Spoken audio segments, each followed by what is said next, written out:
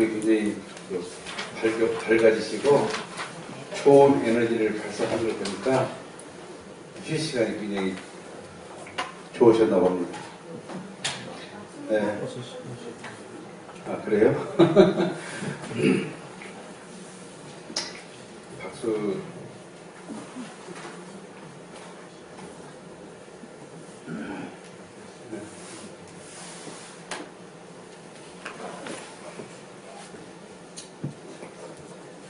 이렇게 가만히 제가 서 있으면 안 됩니다. 강의를 시작하면 졸려요. 그래서 사람이 집에도 말이죠, 창문이 없으면 답답하잖아요. 그러니까 강의할 때 가끔 그 깨소금 같은 얘기는 창문이에요. 무거운 주제를 계속 밀고 나가면 답답해가지고 막 뛰쳐나가고 싶은 막 불만의 욕구가 막 나와요. 그때 뭘 연다고요? 창문을 여는 거예요. 그 창문을 여는 게 뭐냐면 박수 치는 거예요. 자, 창문을 열어봅시다.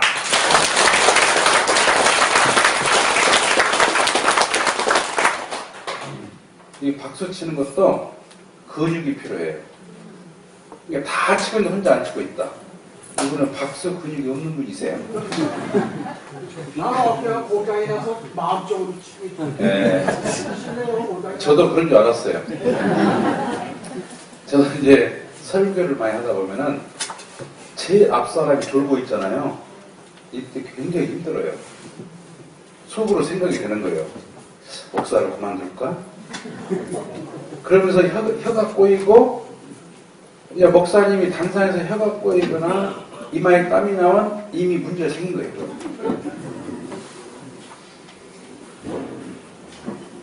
그 조는 사람 때문에. 그러니까 목사님은 그 조는 사람 미운 거야. 세상에 말이야. 내가 일주일 동안 준비해서 설교를 하는데 50분을 못 찾고 그래 조냐. 그것도 앉자마자 조라고, 앉자마자. 그래서 저도 그래서 그런 경험이 있었기 때문에 초청받아 부흥 강사를 갔는데, 제가 얼마 전에 서산을 3번 갔다 왔어요.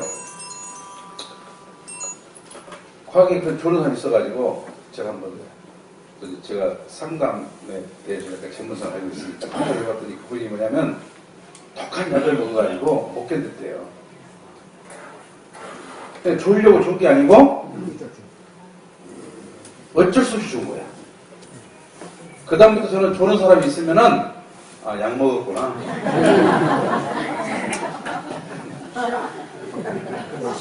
약 드셨구나.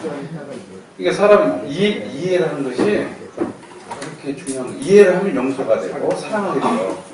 근데 미워하고 원수가 되는 건 뭐냐면 오해예요. 오해. 충분히 정말 듣고 싶고 한데도 그것을 이상하게 바라보면은 오해가 생기고, 그 오해는 결국 사람을 나누고 갈라지게 하고 아프게 해요. 그래서 여러분들이 힘드셔가지고 졸면은 제가 속으로 이렇게 생각할게요. 독한 약을 드셨구나. 그런 마음으로 강의를 시작해도 되겠습니까? 이 시간은 만유원력과 수수작용, 좀 생소한 단어가 되겠습니다. 만유원력이라는 것은 보이지 않는 힘을 만유원력이라고 해요. 느낄 수 없는 힘, 가공되지 않는, 결과적으로 나타나지 않는 힘을 만유원력이라고 합니다. 수수작용은 나타난 힘이에요. 그래서 만유원력에 대해서는 설명하기가 굉장히 난해해요. 왜? 볼 수 없는 거고 형성되지 않는 거고 나타나지 않는 것이기 때문에 설명이 굉장히 불가하다. 그러나 우리가 이것을 이해하지 않으면 안 되기 때문에 또 강의를 해 올려야 됩니다. 모든 존재는 힘이 없이는 존재할 수가 없어요. 조직도 마찬가지예요. 이제 한국 정부도 힘이 없으면 못해요. 50% 이하로 떨어지는 순간 엄청난 혼란이 또 와요. 개인이나 조직이 힘이 없으면 못해요. 그래서 청평에 와보시니까 이 통일그룹은 좀 힘이 있어 보이죠? 이렇게 아름다운 공간을 왜 지었어요? 한국에 있는 모든 분들이 지도자의 길을 갈 수 있도록 이게 교육의 전당입니다. 그 세 개의 문물을 한 번에 볼 수 있도록 박물관을 만들고 일본촌, 덴마크촌 이거 만들어요. 그것을 거니면 세계의 문화를 피부로 접할 수가 있어요. 그 프로젝트를 하는데 지금 1조 5천억. 1조 5천억의 건설 분야가 투자되면요, 한국에 경제에 엄청난 도움을 주는 거예요.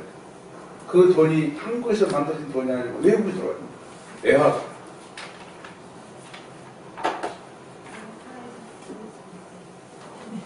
네. 5년 내에 보여드리겠습니다. 5년은 살 수 있죠? 지금 다 하고 있잖아요. 허가가 다 나가지고 진행하고 있어요, 지금. 이게 이때가 수목월이 됩니다. 사모님, 오래 사십시오. 5년 내에 제가 보여드리겠습니다. 그때 못 보여드리면 저를 찾아오시면 됩니다. 그래서 하나님도 존재하기 위해서는 힘이 필요하신데, 하나님은 어떤 분이냐면 영원, 불변, 자존, 절대적인 분입니다. 따라서 하나님이 존재하기 위해서도 영원, 불변, 자존, 절대적인 힘이 돼야 되는데, 그 힘을 만유월력이다. 하나님이 존재하기 위해서 필요한 힘을 뭐라고요? 만유월력이다.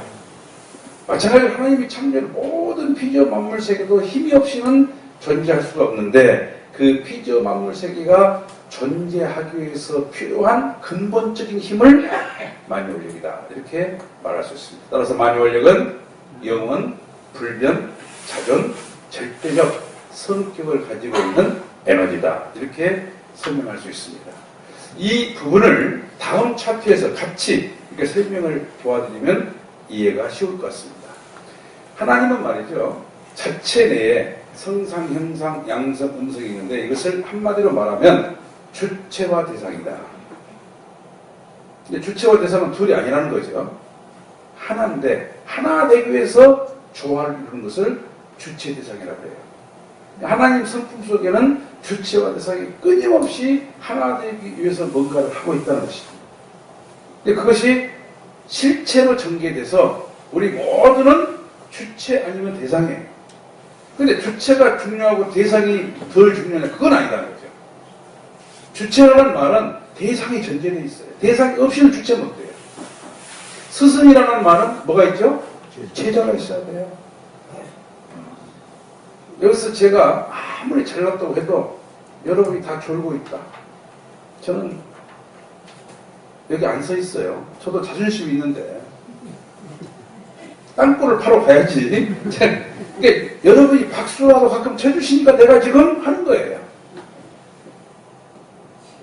아니, 박수를 쳐주면 간다니까.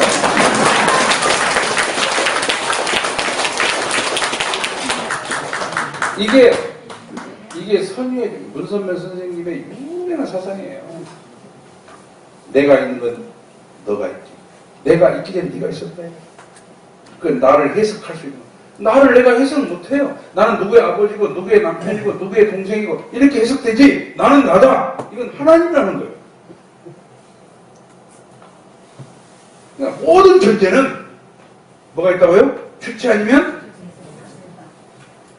그러니까 주체와 대상이 상호 관계를 맺지 않고는 주체일 수도 대상일 수도 없는데, 그 주체와 대상이 상호 관계를 맺을 수 있도록 3대 기준을 조성해주는 힘이 뭐냐면 만유월력이에요. 그러니까 여러분과 제가 강의를 하고 듣고 제가 요금 박수치고 이렇게 주고받고, 이것은 누가 간섭하고 있다고요? 이미 하나님이 우리 관계를 축복하고 있다는 증거예요. 그러니까 3대 기준이 조성되고 여기서부터 난리가 나는 거예요. 손뼉을 맞추면서 가자 그래. 어쩔 것이냐. 이게 그거잖아요. 3대 뜻이 맞는다. 뜻이 이게 뜻이 맞는 사람이 2명만 있으면 난리 나는 거예요. 3대 기준이 조성되면 엄청난 에너지를 발산해요. 왜 그러냐? 상대 기준이 조성되면 주고받아요. 주고받아. 기준이 맞으니까 주고받아. 주고받으면 거기서 뭐 나오느냐? 힘이 나와. 그 주고받는 것을 한문을 쓰게 되면 줄 숫자, 받을 숫자. 그래서 수수작용. 영어로는 give and take action. 주고받은 힘이요. 그 힘을 수수작용의 힘이다. 이거예요. 무슨 힘이라고요? 수수작용의 힘. 그러니까 수수작용의 힘에 의해서 모든 존재는 생존하고 번식하고 활동해요. 여러분이 생존하고 번식하고 활동하는 건 뭐냐면 주체 대상 관계 속에서 끊임없이 주고받음으로 말미암아 생존한다. 근데 그것이 그러할 수 있도록 동기부여가 뭐냐면 만유원력이에요. 내가 뭔가 하고 싶도록 동기를 부여하는 게 뭐라고요? 만유원력. 그래서 하나님이 안 도와주면 우리 관계는 금방 무너져요. 왜? 동기부여가 안 되니까.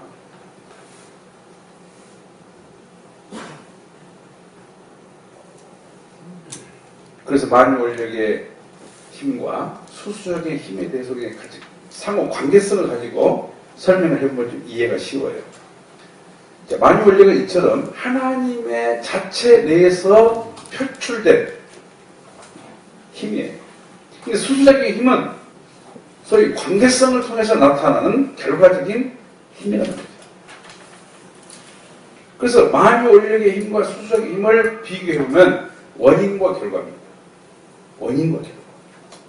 내적인 것과 외적인 것, 그리고 주체적인 것과 대상적인 거예요.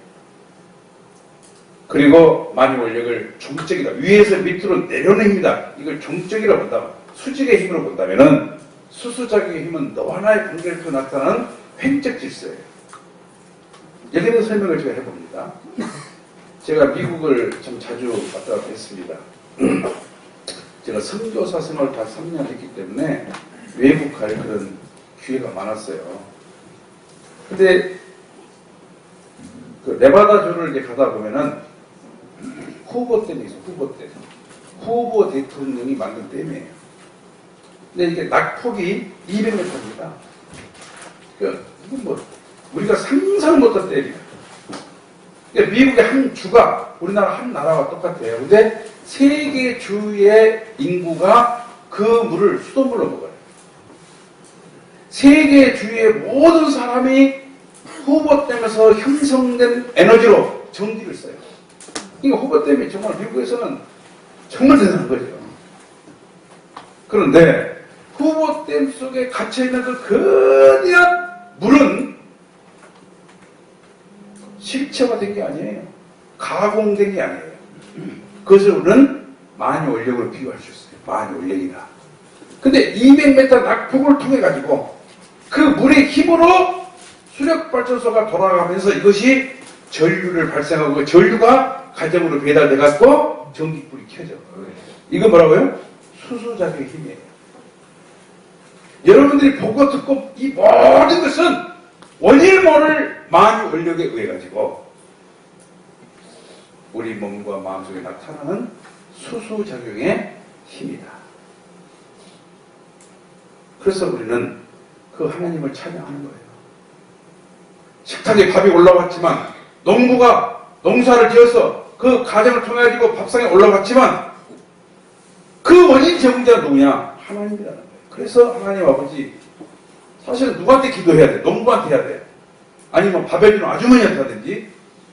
근데 누구한테 해요? 하나님.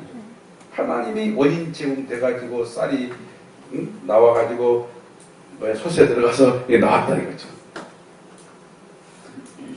그 예를 한번 제가 좀 들어보겠습니다. 예를 들어보면 이게 여러분 이해가 굉장히 빠르게 돼요. 광물 세계는 양자와 전자가 주고받아요. 이게 주고받은 관계가 끊어져 버리면 원자가 안 만들어져. 원자가 안 만들어지면 이 우리가 보이는 것은 다 사라져 버려요. 양이온과 음이온, 양전과 음전이 끊임없이 주고받음으로 말미암아 결과물이 만들어진다는 거예요. 식물도 도관과 사관, 그러니까 뿌리에서 영양분을 흡수하고 입에서 탄소 동화 작용을 해가지고 이것이 서로 교차되면서 녹색을 띄어요. 그 줄기 속에는 뿌리에서 올라오는 줄기가 있고 내려가는 줄기가 있고 그것이 끊임없이 주고받았을 때에 하면서 녹색을 띠면서 건강한 식물로 나타나는 거예요. 그러니까 햇빛이 없이 물만 주면 썩어버리잖아요. 흡기와 배기. 산소를 내놓고 탄산가스를 탄소를 마신다. 주고받는 거예요. 동물도 수컷과 암컷이 주고받고 산소와 탄소, 벌과 꽃이 서로 교환하면서 공존하고 관계성을 가집니다. 태양과 곡성, 지구와 달이 소위 자전하고 공존하면서 태양계를 만들고 은하계를 만들고 우주를 만듭니다. 움직이지 않는 게 하나 없어요. 근데 상호 관련 모든 그 많은 별들이 나와 관계 있다는 거예요. 그걸 밝혀내는 게 과학이에요. 정말 대단한 거예요. 관계성이 없는 게 없어요. 정말 모든 관계를 맺고 주고받게 한다. 그 관계를 맺게 하는 게 만유원력이고 주고받는 게 뭐라고요? 수수작용이고 주고받는 가운데서 결과적으로 내가 존재하는 거예요. 사람 동맥과 정맥이 서로 수수작용을 잘해야 건강합니다. 동맥도 중요하지만요. 정맥이 굉장히 중요해요. 이거 조금 막히면 그냥 가는 거예요. 좁아지면 뭐예요? 전립선 같은 다 오는 거예요. 터지고. 눈에서 10불줄이 터지는 사람은요. 감사합니다 하세요. 그게 경고예요. 그것을 5cm 올라가 터져버렸다. 죽는 거예요. 여기서 터질 것이 경고해 주는 거예요. 썩이 내지 말라고. 스트레스 받지 말고 과로하지 말고 마음을 평온하게 하고 하나님을 사랑하고 하라는 거예요. 스트레스가 굉장히 무서운 거예요.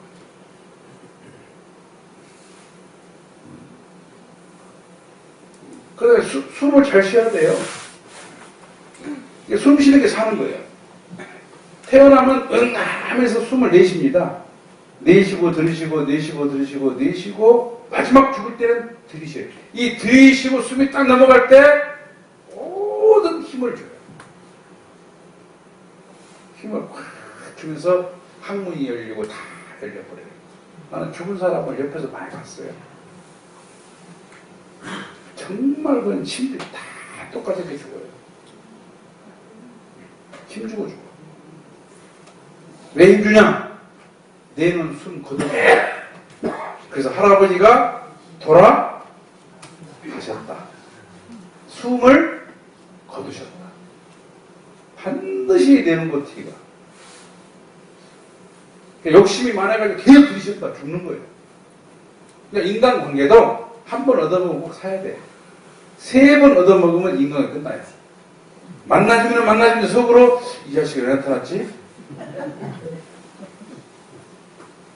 얻어먹는 거 좋아하지 마세요. 반드시 필요한 사람이 되려면 빛의 속도로 돈을 내버려야 돼. 빛의 속도로. 내가 내려고 했는데 이거 안 통해. 이거 안 통해. 화장실 가는 척 빛의 속도로 가만히. 그래, 저 사람이 내려고 내가 냈어. 이 정도 돼야 대접을 하는 거지. 꼭 계산대 앞에 가가지고 잠깐 화장실 가버린 사람. 어쩔 거예요? 잘 주고, 잘 주고. 근데 교감신경, 부경이 뭐냐? 교감신경은 막 가는 거예요. 아까 제가 여러분 강의 몇 분 먼저 끝낸지 아세요? 4분 먼저 끝냈어요. 4분. 근데 교감신경이 강한 사람은 4분 오버해버려요. 그 사람 자기 컨트롤 안 된 사람. 이번 시간에 제가 3분 정도 먼저 끝내려고 지금 결심하고 있어요. 칠라면 잘 쳐요. 이게 박수를 치고 싶은데 참았다. 이게 치매 와요.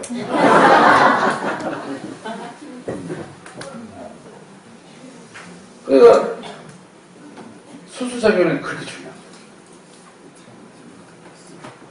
부교감 신경을 쉬었다 가자. 교감 신경은 가자. 밀고 땡기고 끊임없이 내 마음이 한다니까. 그것을 리드미컬하게 조화를 이루게 하는 것. 이것이 내공이에요. 촉진 호르몬, 억제 호르몬. 이거 뭐냐. 이성을 보면 막 달려가고 싶고 이게 촉진 호르몬이에요. 근데 억제 호르몬이 뭐냐면 여기는 세미나시니까 조심해라. 이게 억제 호르몬. 근데 집에가 침대에 갔어도 그냥 억제 호르몬이 발동하면 뭐가 되겠어요? 너는 왜 시집 왔냐? 이렇게 될 거 아니에요. 촉진 호르몬과 억제 호르몬이 잘 주고받아요. 때로는 정숙하고, 때로는 섹시하고, 때로는 존경스럽고, 때로는 친절하고. 수수작용이 잘 돼요. 내가 이것을 아는 순간, 아니, 깨닫는 순간, 여러분의 몸은 반응해요. 막 수수작용하고 싶어져요. 아, 그랬었구나. 그랬었구나. 그래서.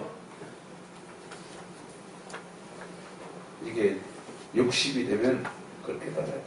일각자예요.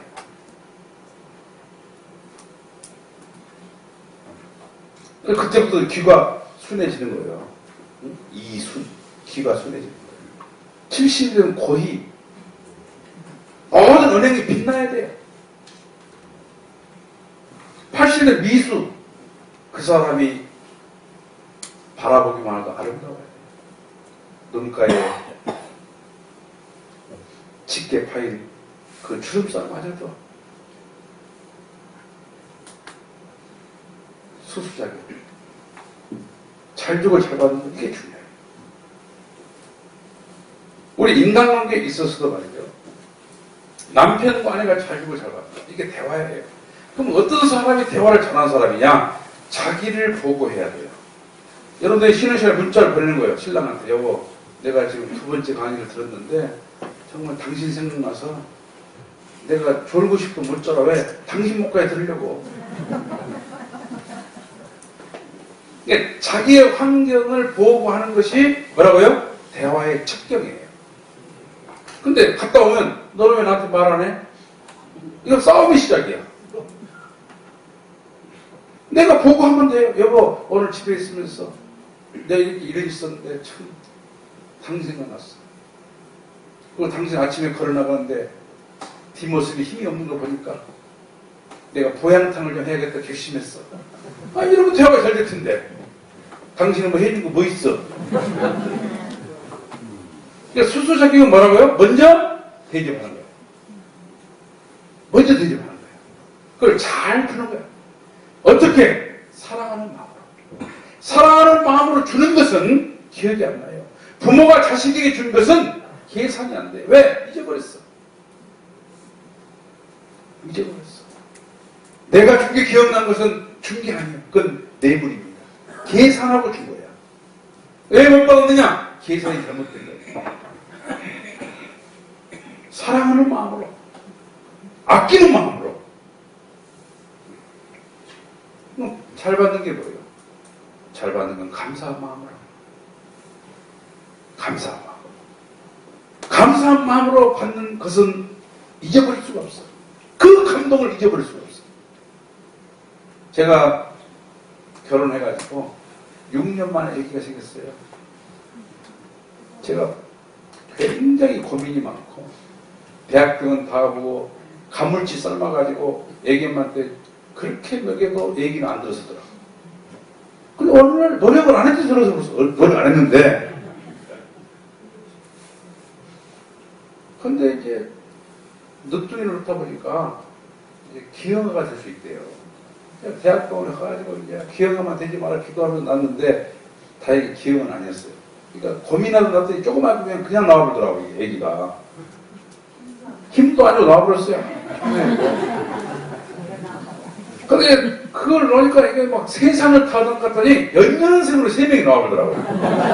그것도 딸만.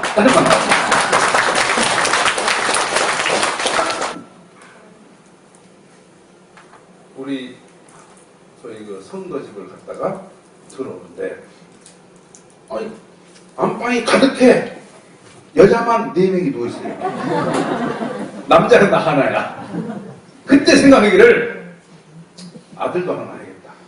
내가 기도를 했어요. 하나님, 기왕에 주실 바에는 아들도 하나 주시오. 그랬더니 초저녁에 하지 말고 새벽으로 가라. 아들이 생겨버렸어요. 진짜요? 근데 그 아들이 태어났을 때 주는 기쁨, 이건 잊을 수가 없어요. 내가 아무리 힘들어도 하나님이 나에게 선물로 주신 내 아들이 태어난 그 순간만큼은 생각할수록 신기하고 생각할수록 즐거워요. 내가 부자가 되고 상을 받고 그것은 순간 잊어버려요. 근데 내 아들이 태어났던 그 기쁨은 잊을 수가 없어요. 그거 제가 깨달은 거 있어요. 아, 자식은 태어날 때 이미 부모가 빚지는 거구나. 나이가 어떤 존재도 그런 기쁨을 선물할 리가 없는데 네가 태어나면서 그 큰 기쁨을 줬으니 내가 그 빚진 마음으로 너를 하나님을 대신해서 도와주고, 아들은 도와주는 거예요. 기르는 건 하나님이거든요.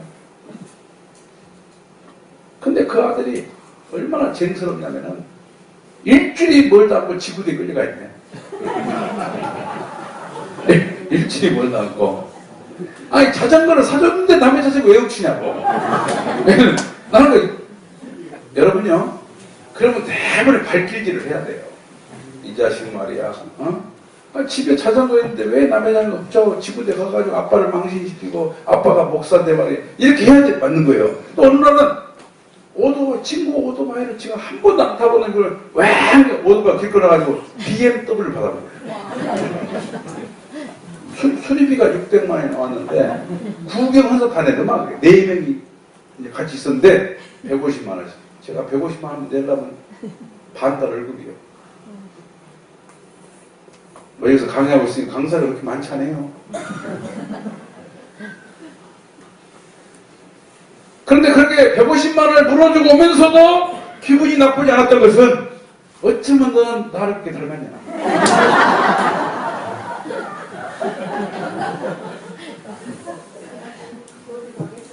그게 어디 가냐고. 그러니까 정말 감사한 마음으로 받으면 그놈이 사고를 쳐도 나에게 준 그 때문에 나에게 준 그 감동의 선물 때문에 미워할 수가 없다.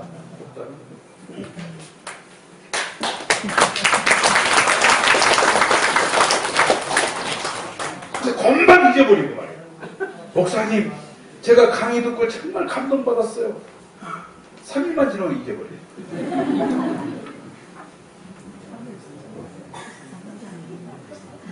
제가 영국 가보니까 이런 수련을 한번 받으니까 10년 가요. 10년 동안 잊지 못해. 10년 전에 들은 강의를 잊지 못하고 허이주 사더라고. 제가 영국에서 1년 동안 선교했어요. 근데 강원도에 오신 분들은 제가 볼 때는 이 한번 강의 듣고 죽을 때까지 잊지 못할 것이다. 이렇게 믿습니다. 그러니까 받은 것을 간직하고 잊지 않는 게 뭐냐면 잘 받는 거예요. 내가 준 것은 그냥 주는 순간 기쁨으로 잊어버리는 게 잘. 그래서 문선면 선생님이 그랬어요. 인생은 잘 이거 잘 받는 걸 배우면 성공한다. 성공의 습관이에요. 잘 주고 잘 받는 것을 습관화하면은 그 인생 성공하죠. 문선면 선생님은요, 줄 때 화끈하게 줘요. 제주도 지사가 세배가 오니까 세뱃돈을 1억을 주더라고요.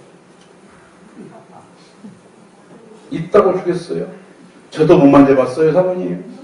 사모님, 얼마 전에 여기서 또 윷놀이를 했는데 윷놀이 비용으로 3억을 해놨어요. 1등한 사람이 70만 원 받았어요. 야, 한학자 총재님이 그렇게 통이 크니까 문선명 총재보다 통함 한 수 더 위에요. 근데 그걸 주면서 그렇게 기쁜 거야. 잘 주고 잘 주고. 우리 사회가 그랬으면 좋겠습니다. 대한민국이 그랬으면 좋겠습니다. 어째 직급만 챙기면서 맨날 상대를 비방하고 뭔가 진짜로 사랑을 주는 지도자는 TV나 뉴스나 신문 지상에 안 보여. 그러니까 누구를 탓할 게 아니고 우리가 평화의 사도가 돼가지고 이 사회를 건강하게 위해서 사랑을 주는 사도가 되고 평화를 나누는 평화대사가 되고 이런 깊은 감동을 주는 세미나에 우리 친구를 초청하고 이런 운동 한번 해볼만 하잖아요? 네.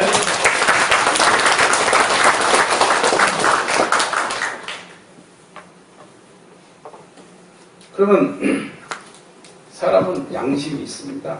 누구라도. 양심은 내 것이 아니에요. 내 마음대로 안 되니까. 내가 뜻한 바대로 안 되잖아요. 이 시계는 내 건데 내가 줄 수 있지만 양심은 못 되네요. 근데 양심은 뭔가 동기가 부여되면 결과적으로 나타나 작용을 해요. 처음부터 작용한 게 아니고 내가 잘못하면 양심이 나온단 말이에요. 그러니까 양심은 결과적인 존재다 이거죠. 그 결과적인 존재는 뭐라고요? 수수작용의 힘에 의해서 나타나는 뭔가 작용이라는 거죠. 그럼 뭐하고 수작을 할까? 보니까 양심은 가치관을 중심으로 해서 수작용해요. 유럽 사람과 한국 사람은 가치관이 틀려요. 우리는 숨어서 잘하고 유럽 사람들은 내놓고 잘해요. 그 사람들은 전봇대에 서 있다가 누가 지나가면 키스를 해요. 근데 우리 한국 사람들은 지나가고 나면 해요. 달라요, 이게. 가치관이 달라. 그러니까 가치관에 의해서 양심작용이 다르더라고요. 근데 내가 가치라고 판단한 것이 오류일 때는 양심적인 사람끼리 갈등하고 양심적인 사람끼리 싸우는 거예요. 야 임마 내 하늘을 보고 한 점 부끄러움이 없어. 내 손에 장을 지져라. 그런 사람끼리 싸움을 하더라고요. 그런데 5세 인종 73억 인류가 다 공인할 수 있는 선의 주체를 가르쳐줄 수만 있다는 말이죠. 모든 사람의 양심의 기준은 같아져요. 그분이 누구냐? 선의 주체가 되시는 본체가 되시는 하나님이세요. 그래서 여러분 세계 앞으로 이제 지도자분들과 같이 여행할 기회 나와요. 일본 가서 일본 사람 만나보면 우리 같아요. 아프리카 사람 같아요. 남미 사람도 같아요. 같은 통일교회라는 그 확인하는 순간 마음이 찌릿하고 와버려요. 왜? 생각하는 기준이 같다. 이게 굉장히 중요한 거예요. 그래서 양심의 기준을 온전하게 하게 되면 평화세계에 와요. 양심의 기준을 온전하게 할 수 있도록 누구도 거부할 수 없는 진리 말씀 하나님을 알게 하면 이 세상은 그런대로 살만한 세상이 만들어져요. 우리가 이렇게 자라고 있으니 우리 교회에 와라 그런 시대 아니에요. 문선도 선생님은 종교시대 끝났다고 그랬어요. 솔직히 교회에는 천국 없습니다. 저 뒤에 목사님 나라 혼질지 모르지만 천국은 어디 있냐? 가정에 있어요. 교회는 뭐냐? 병원이에요. 병원은 언제 가요? 아플 때 가는 거예요. 나가면 집에 와야 돼요.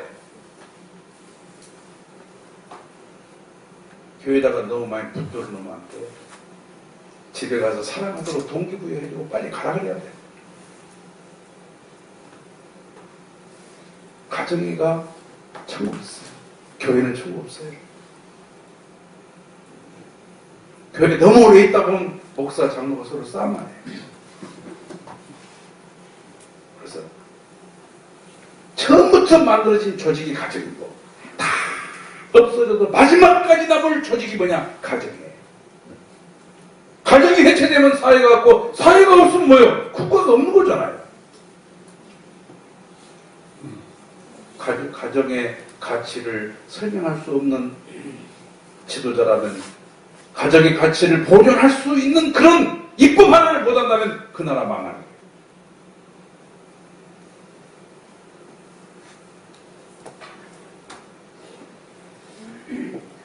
그래서 하나님을 정으로 본다면 하나님의 자체 내에 있는 주체와 대상이 실체로 분립되고 안에서 나오게 원래 하나였기 때문에 하나 되려고 그래요. 주체 대상은.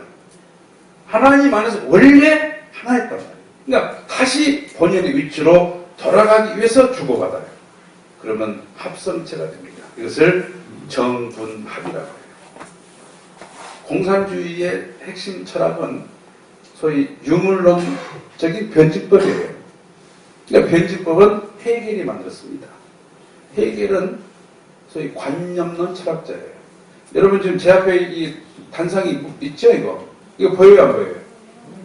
근데 이것이 영원할까요? 언젠가 없어질까요? 네. 대단하시네요. 그런데 강사 앞에는 이런 단상이 있다. 이 생각은 없어질까요? 안 없어질까요?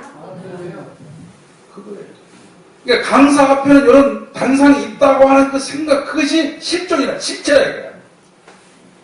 그런데 그런 시각으로, 그런 프레임으로 나를 보니까 본심과 사심이 끊임없이 갈등해. 그 갈등 속에서 새로운 걸 깨닫더라 이거예요. 이것이 헤겔의 관념론적인 변증법이에요.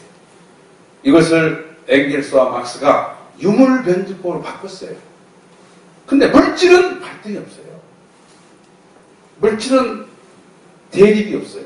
물질은 조화예요. 여기에 쏟는 거예요. 남편과 아내가 반의 개념이 아니에요. 플러스 마이너스가 반의 개념이 아니에요. 상응의 개념이에요. 플러스는 마이너스 없이 존재할 수 없어요. 남자는 여자 없이 존재할 수 없어요. 노동자는 사용자 없이 존재할 수 없어요. 노동자와 사용자는 상응의 관계예요. 서로 협력하고 하나 되고 자본과 기술이 합쳐져 가지고 새로운 세계를 만들어내는 거예요. 그래서 합의예요. 수수작용이에요. 조화통일이에요. 투쟁하고 싸워가지고 세상이 발전한 게 아니고 서로 화합하고 통일하고 상응의 관계를 통해서 상대를 인정하는 선의의 조건에 의해서 역사가 발전하고 나라가 발전하고 세상이 발전한다. 이게 정분합 작용이에요. 이건 대단한 결론입니다. 이 정도 결론을 낼 수 있는 사람이 지금까지는 없었어요. 감히 누가 헤겔의 사상을, 엥겔스나 막스의 사상을 비판을 할 수 있었지만 이런 대안을 세운 적 없었어요. 이게 문선명 선생님의 사상이에요.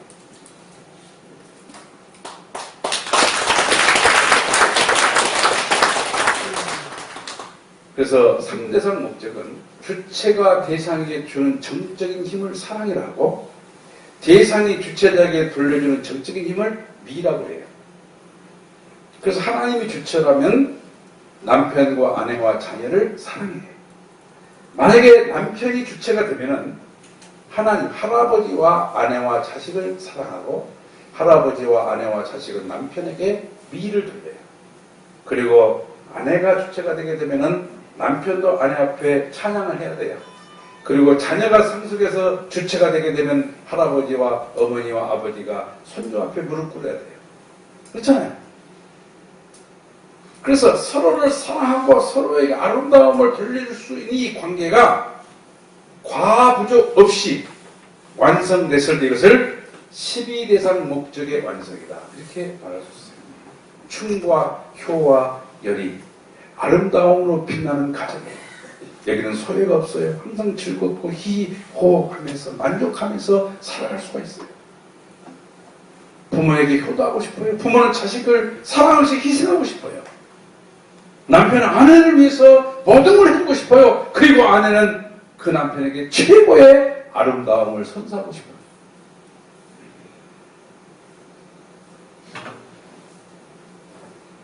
그런 관계성을 뭐라고 말하냐? 사위 기대다. 무슨 기대라고요? 사위 기대는 그렇기 때문에 11수의 근본 기대요, 사랑의 근본 기대요, 선의 근본 기대요, 힘의 근본적 기대다. 이 사위 기대를 만드는 것이 하나님의 창조 목적이에요. 이가 제가 존재 목적 얘기했죠? 주커버그가 지금 33살입니다. 그를 따르는 사람이 19억이에요. 추종 세력이. 페이스북의 창업자죠. 그리고 세계에서 지금 4번째로 돈이 많은 사람이에요. 나이 33살.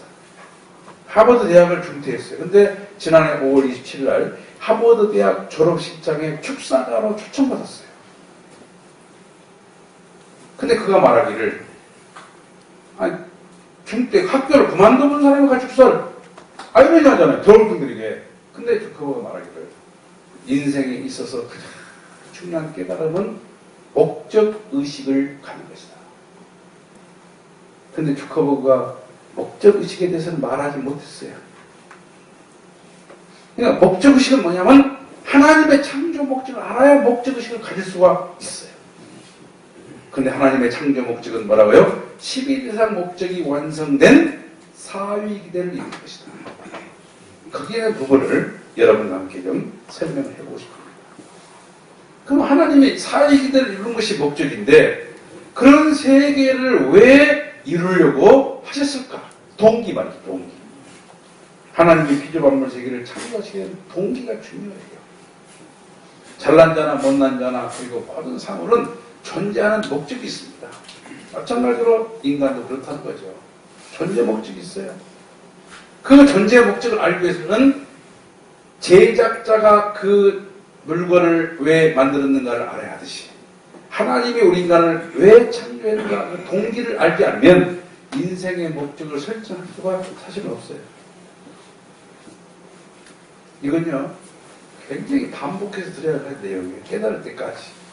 그러니까 하나님의 창조 목적을 알면은 인생의 존재 목적을 알 수가 있다. 하나님의 창조 목적을 보니까 이런 거 있어요. 창세기 1장 4절에서부터 31절. 이거 소위 기독교에서 바이블 그 경전으로 받들고 있는 성경의 제일 첫 장을 창세기라고 그래요. 이 책을 뭐라고 그래요? 근데 그 책에 보니까 이렇게 돼 있어요. 모든 피조 만물 세계가 이렇게 6일 동안 창조가 됐는데 그 과정이 끝나고 나면 꼭 하나님 감동하셨어요. 보시기에 참 좋다. 근데 마지막 인간을 지으시고 당신의 형상대로 창조된 남자와 여자를 보시고 심히 기뻤다. 그러니까 기쁘다는 말은요. 철학적 표현은 선하단 말이에요. 기쁘다는 말은 문학적 표현입니다. 그러니까 정말 보기에 선하다. 선하다는 말은 하나님을 닮았다는 말입니다.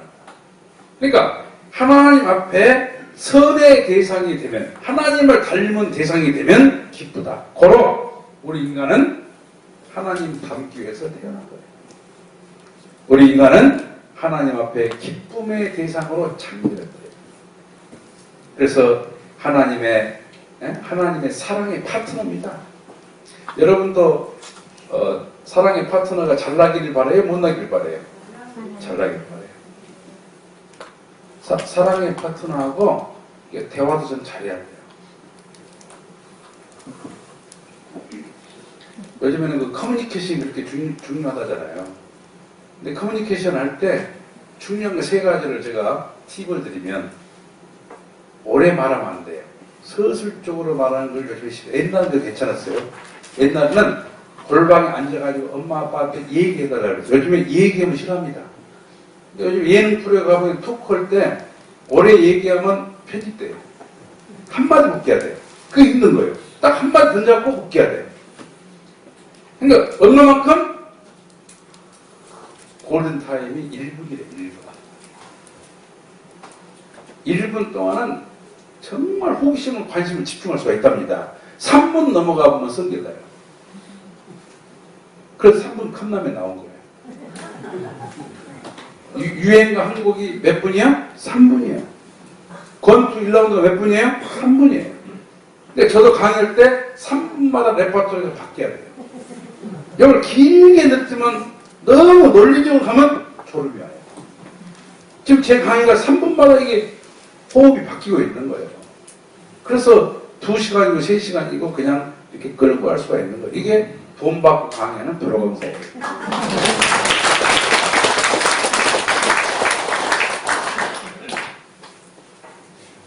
그래서 짧은 말로 대화를 하면 좋은 감정이 생기고 그 좋은 감정이 쌓이면 그리움이 되고 그리움이 깊어지면 사랑과 우정을 얻습니다. 말을 길게 하면 나쁜 감정이 생겨요. 지루하다는 말은 좋지 않은 감정이 생긴 거예요. 그 나쁜 감정이 쌓이면 증오심이 돼요. 증오심이 깊어지면 폭력이 돼요. 폭력 중에 하나가 뭐냐? 너 한 번 더 얘기하면 100번이다. 이게 폭력이에요. 상대가 말도 안 끝났는데 일어서는 거. 이게 폭력입니다. 두 번째로 말을 커뮤니케이션 전하는 사람은 뭐냐면 상대가 말할 때 호응하는 거예요. 아, 그랬어. 힘들었겠는데. 그 다음에 어떻게 됐어? 야, 그래? 그 목사님이 그렇게 설교를 잘해? 이 호응하는 거. 그러니까 강사는 박수를 받아주면 굉장히 기분이 좋은 것처럼 강사가 청중에게 뜨거운 박수를 받을 때 느끼는 감정이 뭐냐면 호응이 될 때. 내가 얘기하고 있는데, 아, 그랬어? 집중하면서 말이죠. 그걸 호응 문화라고 해요. 세 번째는 따라하는 거예요. 처음 만난 여자가 커피 그러면 나도 커피, 나는 녹차. 얘 가버리는 거예요. 갈 길이 다르다, 이게. 갈 길이. 아, 기호 10분 하나도 못 맞춘 너는 가라, 이거야. 맞선 볼 때 끝나는 거예요. 야, 강의가 재밌다 그러면 나도 재밌어 그래야지. 별로였다. 끝나는 거예요. 그래서 상대가 하는 생각을 따라하는 것이 커뮤니케이션의 키워드예요. 팁이에요. 그래서 그것을 가지고 우리가 기쁨을 받는 수수작용을 참 기쁨이 나와요. 이것을 다른 말로 표현하면 이렇습니다. 내 안에 있는 상상과 형상이 실체로 전개돼서 그 대상을 통하여 자체 내에 있는 상상과 형상이 자극받을 때 나타나는 감성은 기쁨이라고 해요. 다시 말하면 닮은 존재를 보면 기뻐요. 작가가 자기 작품을 보면 기뻐요. 내 추억의 사진첩을 꺼내면 괜히 미소가 떠올라요. 나도 이럴 때가 있었지. 거울을 보는 순간 기뻐요. 거울을 보고 어쩌면 너는 이렇게 못생겼냐? 그래서 아무도 없어요. 다른 사람이 볼 때는 못생겼는데 그런 대로 코만 좀 서면 괜찮겠다. 이렇게 하지. 자기를 닮은 성품을 보고 우리는 기쁨이라고 하는 것을 맛봐요. 그러니까 작가는 작품을 통해서 기쁨을 느끼듯이 하나님은 당신이 지으신 자녀들을 통해서 기쁨을 느끼는데 당신이 계획하신 게 뭐냐면 사회기대예요. 사회기대. 그 사회기대를 이루라. 그 말을 생육하고 번식하여 만물을 주관하라. 이렇게 세 가지 축복을 하셨다는 것입니다. 첫 번째 생육하라. 그 말은 뭐냐면 자기 완성이에요. 생육하라는 뭐라고요? 자기 완성. 그러니까 신앙생활이라고 하는 것은 자기 완성에 대한 헌신이에요. 신앙생활은 굉장히 중요해요. 자기를 완성시킨 데 대한 헌신이고 시간을 투자하는 거예요. 자기 완성이에요. 그러니까 사람은 자기 완성을 하고 싶은 본능성을 가지고 있어요. 여러분이 공부하는 것도 자기 완성하고 싶은 거예요. 완성하고 싶어요. 하다가 마는 거 싫어요. 완성하고 싶어요. 그러니까 우리나라에 속담에 그런 거 있어요. 신화에. 마늘과 쑥을 끝까지 먹었으면 사람이 되는데 중간에 나가보는 게 뭐예요? 뭐가 남았죠? 호랑이. 마지막 남은 게 뭐예요? 곰이냐. 사람 됐잖아요. 그러니까 강의도 중간에 가본 거 이거 호랑이야. 끝까지 남아가지고 수료증까지 받는 사람이 뭐냐면 웅녀가 돼가지고 민족을 이루는 거예요. 그러니까 중간에 가는 사람 뭐라고요? 호랑이. 사람이 안 돼. 그러니까 개성을 완성하라고 말은 자기 완성이에요. 그러니까 자기 완성한 사람을 하나님은 이렇게 표현하셨어요. 하나님의 거룩한 성령이 너희 안에 있는 것을 너희가 알지 못하느냐. 하나님의 성령을 담는 그릇이다. 성전이에요. 사람이. 그러면 사람은 어떨 때 가치가 있느냐? 우리 인간을요, 성서에서는 그릇으로 많이 묘사를 하는데 우리도 그런 거 많이 참 저 사람 그릇이 크다 그러잖아요. 그 그릇의 가치는 뭘 담았느냐? 오물을 담으면 오물단지, 보물을 담으면 보물단지. 뭘 담았느냐? 매 밥만 먹고 싼다. 그럼 밥통이야. 근데 우리 안에 하나님의 거룩한 성령을 담으면 어때요? 거룩한 사람. 그 거룩한 사람 이름하여 성도라고 해요. 성도란 말이 그 좋은 말이에요. 거룩성이 있대, 거룩성. 그의 영혼이 거룩하다 이거예요. 하나님의 사랑을 담는 존재예요. 두 번째는 요한복음 14장 20절 보니까 그날은 너희가 내 안에 내가 너희 안에 있다. 일체 참 사랑을 하게 되면 하나가 돼요. 그런데 거짓 사랑을 하게 되면 신분이 낮은 사람하고 하나가 돼요. 근데 참 사랑은 신분이 높은 사람하고 하나가 돼요. 그렇죠? 거지가 왕자하고 축복으로 결혼했다. 그럼 뭐가 되죠? 왕비가 돼요. 왕비가. 그런데 아주 그냥 왕자가 되고 결혼했는데 잘 못 사는 집, 신분이 낮은 집에 여자하고 바람을 피웠다. 그럼 바로 그 다음날 내려와야 돼요. 네. 하나님을 사랑하면 우리의 신분이 하나님처럼 바뀌어요. 그 말이에요. 네가 나를 사랑하고 내가 너를 사랑하면 네가 내 안에 있고 내가 너 안에 있고 하나님과 하나 될 수 있도록 우리를 원하셔요. 어디까지? 마태복음 5장 48절에 하나님의 온전한 같이 너희가 온전해질 수 있도록 성장해요. 그럼 온전하다는 말은 뭐냐? 선하다는 말하고 틀립니다. 온전하다는 말은 강아지가 도둑이 들어왔는데 꼬리를 쳤다. 그게 선한 거예요? 악한 거예요? 아, 선해? 바보?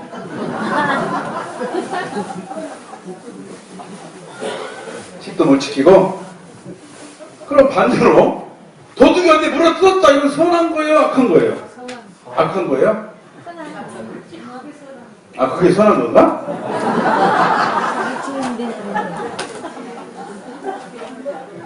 온전하다는 말은 도둑이 들은 무릎 뜯고 산 위에서 나무라는 나무꾼 이마에 땀이 흐를 때 시원한 바람이 불어온다. 그 바람은 온전한 바람이야. 온전한 바람이야. 하루 종일 일과를 마치고 집에 들어 샤워하고 침대에서 곤히 잠들었다. 온전한 휴식이에요. 근데 교육형 강사가 강의를 하는데 졸았다. 그래서 온전한 휴식이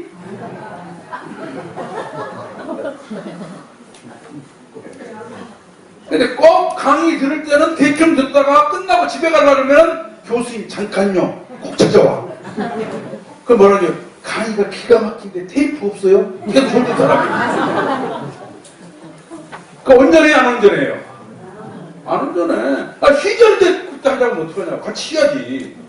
할 때 하자니 할 때. 강의 들을 때 듣고 쉴 때 쉬고 또 밥 먹고 노래방 가고 또 강의 듣겠다고 이런 얘기하면 진짜 그것도 온전하지 뭐예요. 거기서는 막 뛰고 놀아야지. 무조건이 하면서 하나님의 온전한 가치. 하나님은요 질투가 많으신 분이세요. 하나님은 질투가 있고 열정이 있어요. 파도를 일으키세요. 불의를 보고 참지를 못하셔요.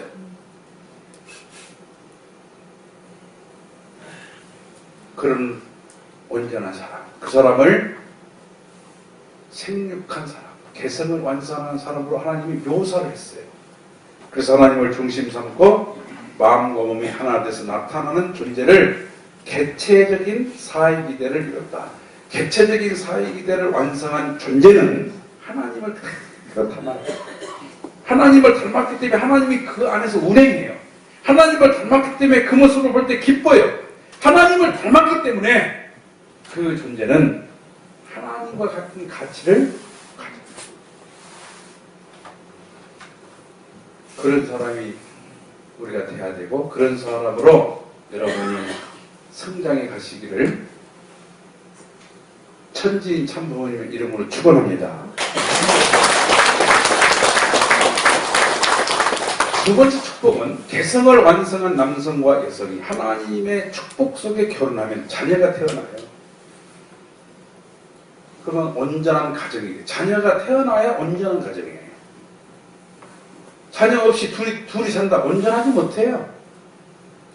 자녀가 사랑의 축이에요. 자녀가 축이 생겨야 돌아가는 거예요. 돌아가야 영원하지. 그럼 가정이 왜 중요하냐? 가정은 사랑을 만드는 것이에요. 가정이라는 틀이 없이는 사랑하는 거 그 가짜예요. 진짜 사랑 아니에요.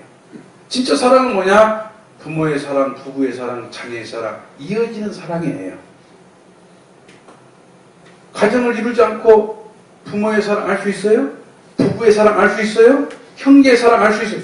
알 수 없어요. 에로스의 사랑, 이거밖에 알 수 없어요. 에로스의 사랑은 결실이 없는 결과 없어요. 가정은 사랑을 만드는 것이에요. 그 사랑을 체득하면 뭐가 되느냐? 인격이 돼요. 인격이 돼요. 인격은 사랑을 체득해서 나타나는 결과예요. 공부해하고 인기가 안 돼요. 야, 저분은 대학 나오 인격자다. 그거 아니에요. 인격은 사랑을 통해서, 사랑을 아는 게 아니라 몸으로 체득해서 나타나는 인격이에요. 그래서 최고의 인격은 뭐냐? 부모의 인격이에요. 부모의 인격은 뭐냐? 끝없이 자식을 품고 사랑하고 아끼고, 그게 부모의 완성된 인격이에요. 그러면 사랑하고 인격이 완성되면서 우리가 하나로 어우러질 수 있는 것이 뭐냐? 환경이 뭐냐? 이걸 심정권이라고 해요. 하나가 될 수 있는 환경. 그걸 뭐라고 한다고요? 심정권이에요. 그래서 부모를 사랑하고 부모에게 사랑받으면서 성장할 때 나타나는 심정을 자녀의 심정이라고 해요. 자녀의 심정. 그리고 형제가 서로 싸우고 화해하면서 만들어진 것을 형제의 심정. 형제의 심정이 강하면, 잘 훈련되면 사회성이 강해져요. 사회성이 강한 사람은 친구를 금방 사귀어요. 그러니까 나의 사회성은 어떤가? 혼자 식사하는 시간이 자주 있는 분, 이분은 사회성이 굉장히 취약해요. 이분은 나이 들게 되면 굉장히 외롭고 힘들어요. 그러니까 우리 아이들이 모바일로 게임하고 계속 있는 얘들은 사회성이 없어요. 젊어서는 가능해. 늙어서 어떡할 거야? 오래 못 살아요. 스스로 생명을 끊을 수가 있어요. 우울증 와요. 공황장애, 치매증 와요. 그 사회성이 건강할 때 결혼하면 다른 환경에 태어난 한 여자를, 한 남자를 사랑할 수 있어요. 그 사랑하면서 만들어지는 심정권을 부부의 심정이에요. 여러분, 결혼 안 해본 사람이 부부 얘기한다? 그건 어불성설입니다. 말이 안 되는 거예요. 그러니까 스님이 부부싸움한 거 상담한다. 범죄하는 거예요. 제가 얘기했어요. 혼자 사는 사람은 부부 상담하면 안 돼요. 알 수 없는 거예요. 우리는 해봤기 때문에 하잖아요. 얼마나 사연이 많냐고. 그렇게 좋다가도 그 다음날 이혼하고 싶을 때가 있고, 그거 어찌하냐고, 안 살아보서. 그거 알 수 없는 거예요. 그 사연과 곡절을 다 참고 견디고 넘어서 인생 결혼생활 50년을 맞이하게 되면 만인 앞에 축복받고 박수를 받아 마땅해요. 지금까지 여러분이 이혼하지 않고 산 사람은 제가 볼 때는 축복받으신 분이고, 훈장을 다 줘야 돼. 훈장을. 근데 만약에 이혼을 했다, 그분에게는 위로의 말씀을 드려야 돼요. 얼마나 사연이 복잡하면 이혼했겠어요. 오죽하면 얼마나 아프겠어. 아프다는 거예요. 결혼 안 해보고 나서는 이혼의 심정도 몰라. 그리고 그 부부관계, 복잡한 관계를 뛰어넘어 부모가 되면 부모의 심정, 이거 완성이에요. 근데 제가 지금 나이 63입니다. 저도 먹을 만큼 먹었어요. 아, 젊어요? 아, 진짜 인생을 다시 한번 출발해봐요, 그럼? 아, 이제 강원도에 오신 지도자분들은 정말 선하다. 근데 10년 전에 우리 어머니가 98세에 돌아가셨어요. 근데 지금도 생각나요.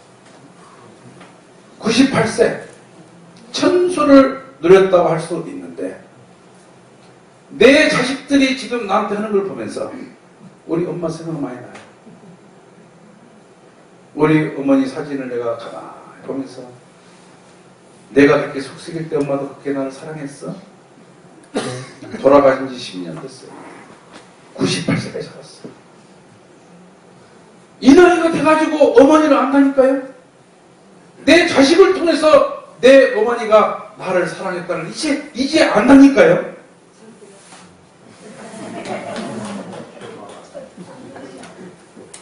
이게 뭐냐면 부모의 심정이에요. 그러니까 부모의 심정은 내가 자식이 태어나서 부모의 심정 생긴 건 아니고, 죽을 때까지 그 부모의 심정의 골짜기를 찾아가는 거예요. 그래서 감동하면서, 감사하면서. 그래서 태진아가 부른 노래가 유명한 거예요. 불효의 자식은 옵니다. 그 노래 부르면 다 눈물 나와요. 남지희도 불렀고 태진아도 불렀어요. 부모의 심정. 그러니까 가정이라는 것은 말이죠. 사랑이 만들어지고 인격이 형성되고, 그리고 우리가 함께 할 수 있는 심정권이 만들어지는 것이 가정이에요. 이 가정을 깨면 안 된다. 이 가정을 보존하고 지켜주고, 그래서 참가자운동, 이건 구세운동이에요. 인류를 구원하는 구세운동이고 애국운동이고, 건강한 가정이 건강한 사회를, 건강한 사회가 건강한 국가를 만들어낼 수 있는 거예요. 그런 가정을 이루는 것이 하나님의 꿈이었어요.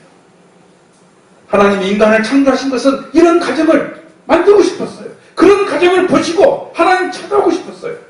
그런 가정 속에 하나님은 머물고 싶으신 거예요. 그런 가정을 오늘 뭐냐면 가정적인 사회기대를 완성했다. 가정적인 사회기대를 완성했다. 그 가정에 하나님 운행하세요. 하나님 운행한 가정은 만사형통, 가와 만사선. 하나님이 찾아와 함께 하니까 모든 것이 이루어지는 거예요.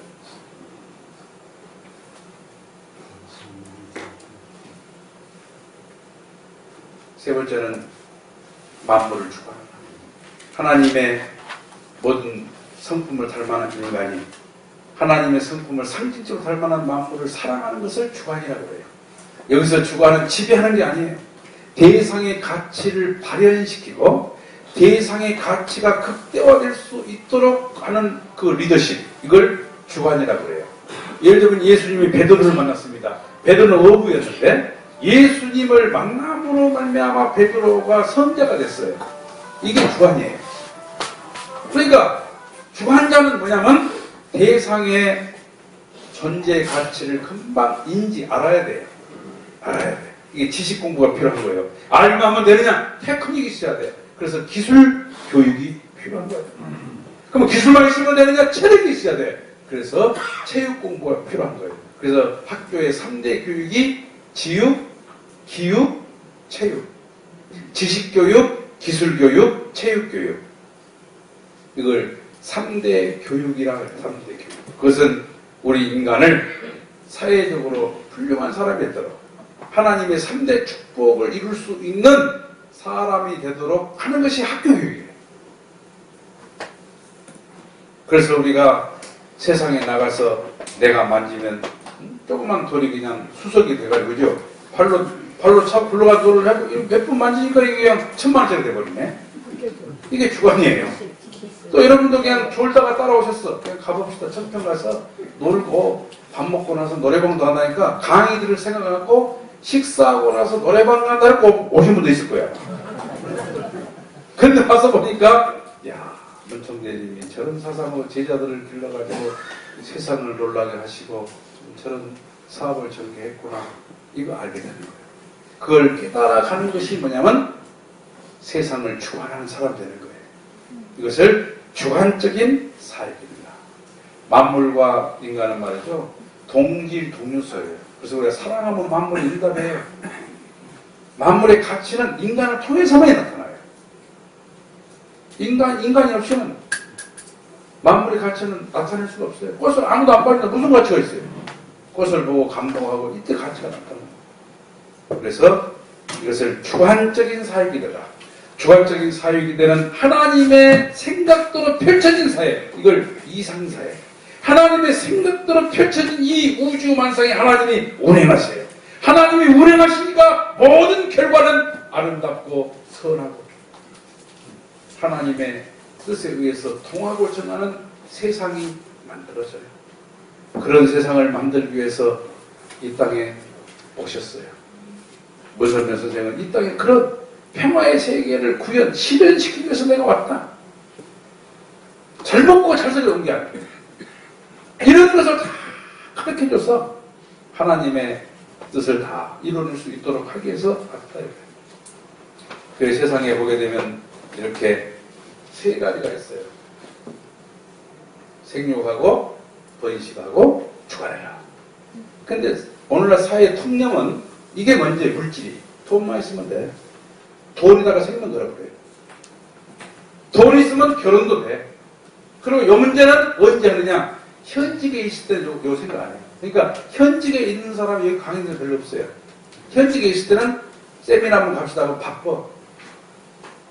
근데 어디까지 온다고요? 인생 60이 썩 넘어서면서는 생각이 달라져요. 그리고 강의를 들으면서 그분들이 이구동성한 공통적인 말, 내가 30대 이 강의를 들었으면 세상을 한번 바꿨을 것이에요. 제가 강의를 맨날 듣는 말이에요. 목사님, 내가 30대 이 강의 들었으면 그렇게 안 살아요. 근데 그 나이가 이미 70이 가까워진 거예요. 근데 행로가 그렇더라고요.